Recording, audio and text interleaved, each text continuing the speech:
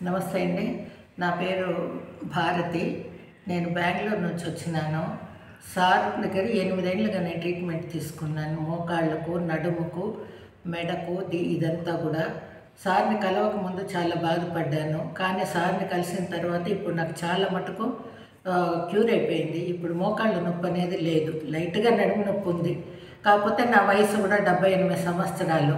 నేను కొంచెం హెవీ పర్సనాలిటీలో ఉన్నాను. వెయిట్ తగ్గితే సరిపోతుంది అని సార్ చెప్పినారు. సార్ వచ్చి అనవసరంగా ఒక్క టాబ్లెట్ కూడా ఇవ్వరు. మనము చెప్పినా కానీ అంతా టెస్ట్ చేస్తారు నీట్‌గా. సార్ దేవుడు లాంటి మనిషి, సర్వీస్ నేచర్.